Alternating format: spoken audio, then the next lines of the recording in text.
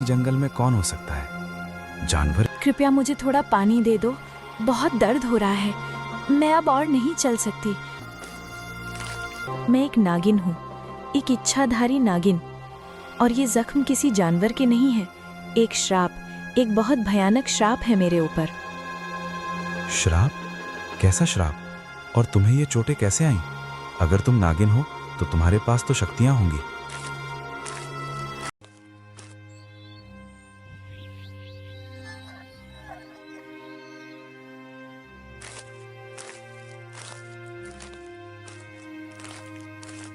आज जंगल में बहुत देर हो गई। उम्मीद है तुम्हें ज्यादा परेशानी नहीं हुई होगी। मैं अभी खाना बना लेता हूँ। मेरे पास ज्यादा कुछ तो नहीं है, बस रूखी सूखी रोटियां और थोड़ी सब्जी है। लो, खाना खा लो। तुम्हें ताकत की जरूरत है, संकोच मत करना। जो है जैसा है अपना ही समझो। नहीं माधव, मुझे भूख नहीं है, तुम खा लो। मैंने तुमसे कहा था ना, मैं इंसान नहीं हूँ। मेरा शरीर इंसानी खाने को स्वीकार नहीं करता। तो फिर तुम कैसे जिंदा रहोगी? तुम्हारी चोटें कैसे भरेंगी? तुम्हें कुछ तो खाना ही होगा। मैं सिर्फ दूध पीती हूँ।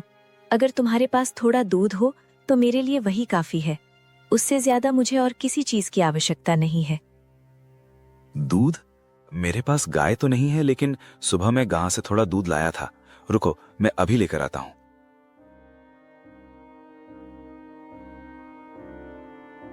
तुम्हारे घर वाले, मेरा मतलब तुम्हारे लोग तुम्हें ढूंढ नहीं रहे होंगे? तुम इतने दिनों तक यहाँ कैसे रहोगी? मेरा अब कोई नहीं है माधव। जहाँ श्राप होता है वहाँ अपने भी पराये हो जाते हैं। जब तक मैं जीवित हूँ या जब तक मेरे पैर ठीक नहीं हो जाते, क्या मैं यहाँ रह सकती हूँ? हाँ बिल्कुल, ये घर छोटा है लेकिन यहाँ जगह की कमी नहीं है। तुम जब तक चाहो यहाँ सुरक्षित रह सकती हो। मैं जमीन पर सो जाऊंगा, तुम खाट पर ही सो।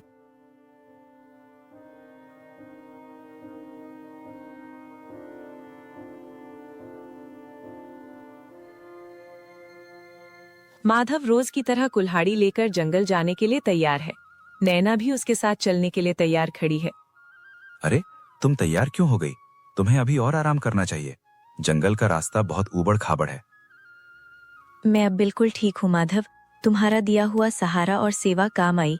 अब मैं तुम्हारे घर का मुफ्त का अन्न, मेरा मतलब दूध, नहीं पी सकती। मैं भी तुम्हारे साथ चलूंगी, लकड़ियाँ काटने में तुम्हारी मदद करूंगी। तुम लकड़ियां काटोगी? ये तुम्हारा काम नहीं है। तुम घर पर रहो। कम मत समझो मुझे, मैं नागिन हूँ, भूल गए? मुझ में साधारण इंसानों से ज्यादा ताकत है। चलो, देर हो रही है।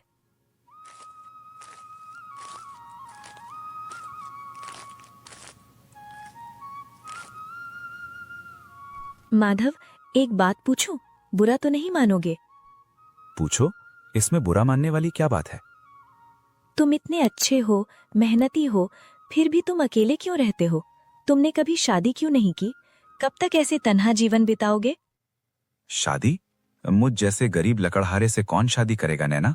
मेरे पास न धन है, न दौलत, न कोई भविष्य। किसी को अपने गरीबी के अंधेरे में क्यों खींचूं? मेरा अकेलापन ही मेरा नसीब है। माधव की बात सुनकर नैना की आंखों में एक अजीब सा भाव आता है। वैसे क्या तुम मुझसे शादी करोगी? नैना चौंक जाती है। उसने इस प्रश्न की उम्मीद नहीं की थी। माधव, तुम क्या कह रहे हो? ये कैसे हो सकता है? मैं जानता हूं मेरे पास देने के लिए कुछ नहीं है, लेकिन मैं तुम्हें कभी अकेला महसूस नहीं होने दूंगा। हम दोनों अकेले हैं, शायद एक दूसरे के दुख बांट सके। माधव, मैं भी यही चाहती हूँ। सच कहूँ तो इन कुछ हफ्तों में मुझे तुम्हारे साथ जो अपनापन मिला है वो मुझे कभी नहीं मिला, लेकिन ये मुमकिन नहीं है। क्यों? क्योंकि तुम नागिन हो और मैं इंसान? हाँ, इंसान और नागिन का विवाह ये प्रकृति के नियमों के खिलाफ है। ये बहुत बड़ा अनर्थ माना जाएगा। समाज इसे कभी स्वीकार नहीं करेगा और शायद इसका परिणाम भी भयंकर हो। मुझे समाज की परवाह नहीं है नैना, और परिणामों की भी नहीं। तुम पर तो वैसे भी श्राप है कि तुम जल्दी मर जाओगी। हाँ, मेरा समय बहुत कम बचा है। तो फिर क्या तुम ये बची हुई थोड़ी सी जिंदगी भी अकेले, बिना किसी के प्यार के बिताकर इस दुनिया से चली जाना चाहती हो? क्या हम कुछ पल के लिए ही सही एक दूसरे के सुख दुख के साथ ही नहीं बन सकते? नैना माधव की बातों से पिघल जाती है। उसके पास इनकार करने की कोई वजह नहीं बचती। तुम ठीक कहते हो माधव। अगर मरना ही है तो सुहागन होकर मरूंगी। मुझे मंजूर है, मैं तुमसे शादी करूंगी। मुझे यकीन नहीं होता नैना कि हमारे घर में जल्द ही किलकारियां गूंजेंगी। मेरा अकेलापन हमेशा के लिए खत्म हो जाएगा। हाँ माधव, ये हमारी जिंदगी का सबसे खूबसूरत तोहफा है। लेकिन क्या तुम फिर से उस श्राप के बारे में सोच रही हो? देखो, इतने साल बीत गए, हम साथ हैं और खुश हैं। कुछ नहीं होगा। माधव, नियति को कोई नहीं टाल सकता। मेरा समय अब सच में निकट आ गया है। मुझे अपनी मौत का डर नहीं है। डर इस बात का है कि तुम्हारे और बच्चों का क्या होगा।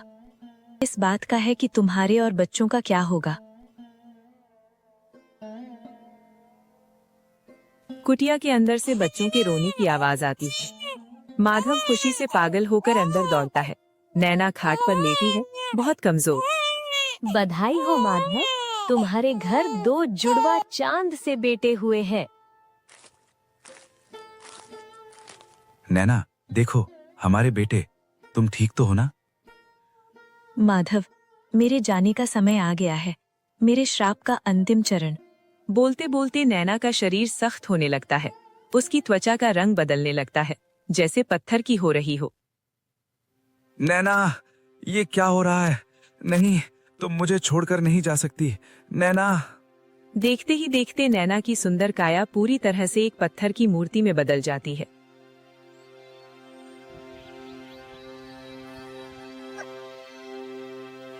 चुप हो जाओ। मैं क्या करूं?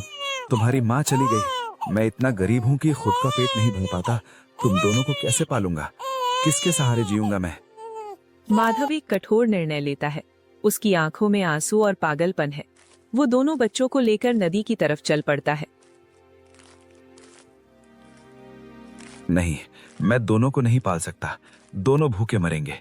एक को मुझे त्यागना होगा। शायद कोई अमीर इंसान उसे पाल ले, उसका नसीब सुधर जाए।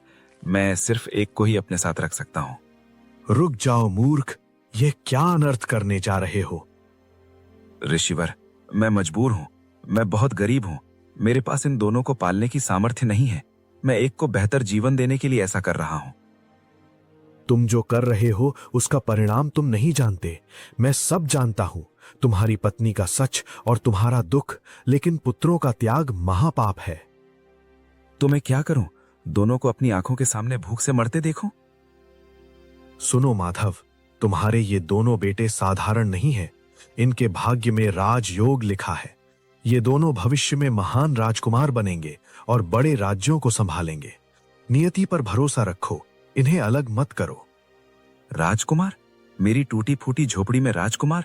मैं इन छोटी तसल्लियों में नहीं आने वाला। मुझे यथार्थ में जीना है। ऋषि के मना करने के बावजूद माधव एक बच्चे की टोकरी को नदी की धारा में धकेल देता है। बाबा, मैं बचपन से देख रहा हूँ ये मूर्ति, ये हमेशा यहीं क्यों पड़ी रहती है? आपने कभी इसे हटाया नहीं, कभी इसकी पूजा नहीं की। बस ये यहाँ एक लाश की तरह पड़ी है। आखिर ये है कौन? बेटा, वो बस एक पुरानी मूर्ति है। जंगल में मिली थी, मैं उठा लाया था। तुम इन बातों में मत पड़ो, अपने काम पर ध्यान दो। नहीं बाबा, आज आपको बताना ही होगा।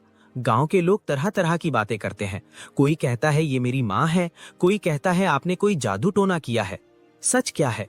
मेरी माँ कहाँ है? वो तुम्हारी माँ ही है बेटा, नैना। मेरी माँ? लेकिन ये तो पत्थर है, ये कैसे हो सकता है? ये एक श्राप था बेटा। तुम्हारी माँ एक साधारण स्त्री नहीं थी, वो एक इच्छाधारी नागिन थी। उसे श्राप मिला था कि तुम्हारे जन्म के बाद वो पत्थर की बन जाएगी, और वैसा ही हुआ। आर्यन सन्न रह जाता है। वो विश्वास और अविश्वास के बीच झूल रहा है। बस यही सच है। अब मुझे जाने दो, लकड़ियां काटनी है। तुम घर पर ही रहना।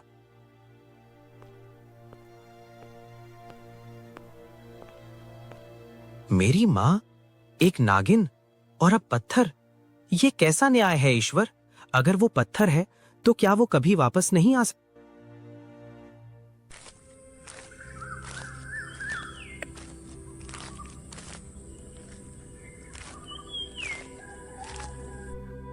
मैं जानता हूं तुम किस उलझन में हो पुत्र।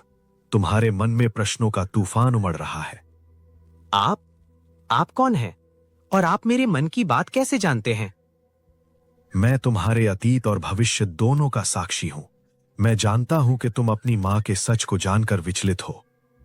ऋषिवर, यदि आप सब जानते हैं तो कृपया मेरा मार्गदर्शन करें। क्या मेरे पिता ने जो कहा वो सच है? क्या मेरी माँ सच में पत्थर बन गई है? हाँ, वो सत्य है। श्राप ने उन्हें पत्थर में बदल दिया है पुत्र। तो क्या आप कुछ नहीं हो सकता?